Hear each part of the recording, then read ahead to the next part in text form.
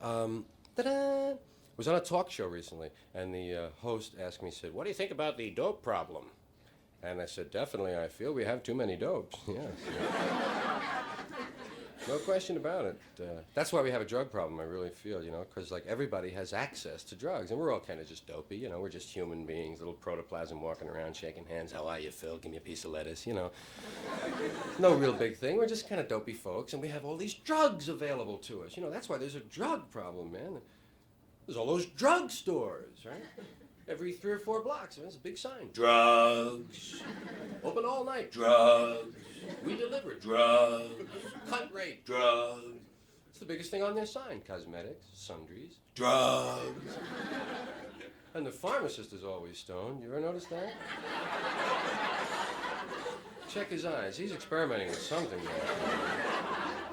How come he can never fill a prescription right away, Really, always gives you that, better come back in about an hour. I can't even read the bastard,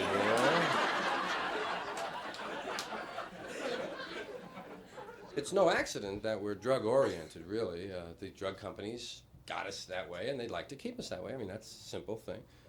They start you early with the oral habit. Little orange-flavored aspirin for children. 2 in the mouth, son. Something wrong with your head? 2 in the mouth. Remember that, head, mouth. These are orange, there'll be other colors later on. They even named it after a saint to throw you off, It's all right, son, 2 in the mouth. St. Joseph. Remember Papa Chocks? Papa Chock! Guy goes to a dance when he's 13. How's your head?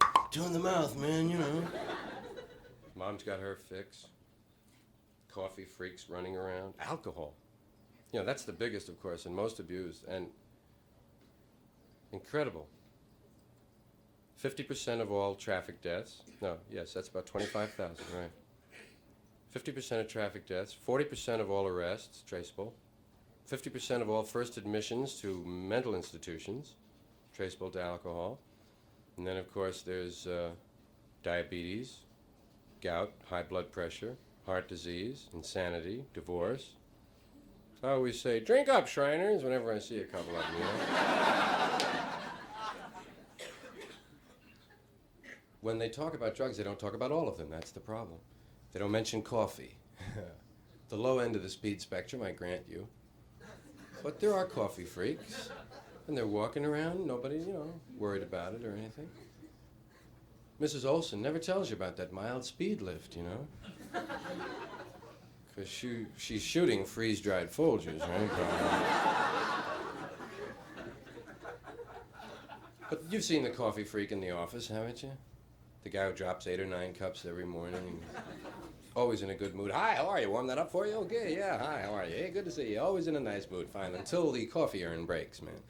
Then he's the first cat over. What do you mean broken, man? Well, plug it in, man. Turn it around. Never mind, man. Put some water in. Holy shit, man. Turn the plug around. Man.